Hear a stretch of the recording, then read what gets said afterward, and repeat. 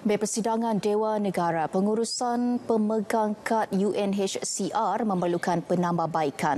Antara yang dibangkitkan dalam sesi soal jawab di Dewan Negara turut dibangkitkan promosi produk pelancongan dan pembangunan produk kraf baharu.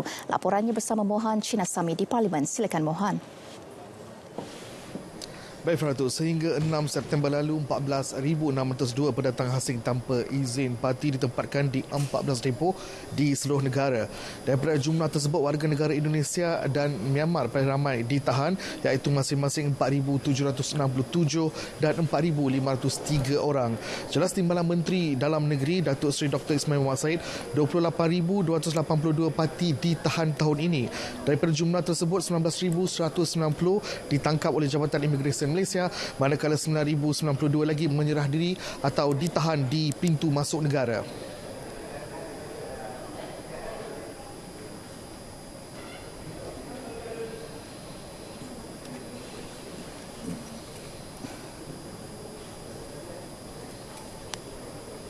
Immigration Malaysia dengan telah berjaya berbincang dengan negara-negara asal parti ini dan kita telah bertindak menghantar pulang seramai 24,078 orang. Terima kasih. Tambahnya, penghantaran pulang parti adalah tindakan terbaik bagi mengurangkan kos bagi menampung mereka. Secara purata, kos makanan bagi setiap parti adalah RM10.56 sehari. Beliau menjawab pertanyaan Senator Tan Sri Razi Sheikh Ahmad.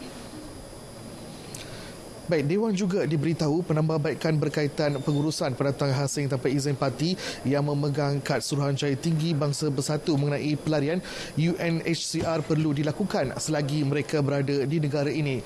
Timbalan Menteri di Jabatan Perdana Menteri Datin Mastura Muhammad Yazid menjelaskan pada masa yang sama kerajaan perlu memainkan peranan utama dalam menentukan status pelarian dan pemohon suaka di negara ini.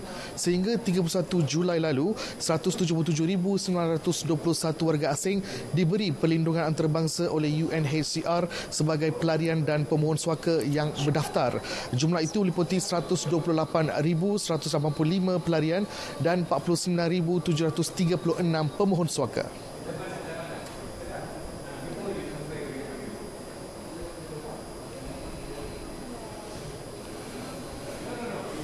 Kerajaan juga akan meneliti dan menambah baik setiap dasar dan polisi sedia ada agar ianya selari dan bertepatan dengan amalan yang disyorkan oleh badan-badan antarabangsa yang berkaitan serta berdasarkan kepada kemampuan negara. Ini adalah penting untuk memastikan negara benar-benar bersedia sekiranya kerajaan di masa akan datang berhasrat untuk menjadi negara ahli kepada Konvensyen Antarabangsa mengenai pelarian 1951 dan protokol mengenai status pelarian 1967. Terima kasih.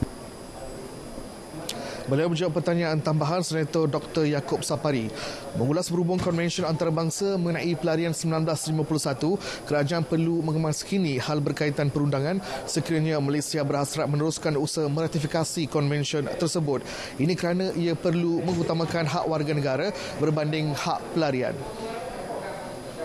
Baik, seperti biasa, Dewan berhenti berehat sehingga jam 1.30 petang dan akan menyambung semula sesi perbahasan titah diraja sehingga Dewan ditangguhkan pada hari ini. Dan untuk pengetahuan anda juga, pada 10 September ini, iaitu pada hari Khamis ini, sesi penggulungan oleh kementerian yang terlibat akan dilaksanakan dan seterusnya mereka akan beranjak ke usul-usul yang seterusnya. Sekian sahaja laporan saya. Kembali bersama Farhatul di studio. Silakan.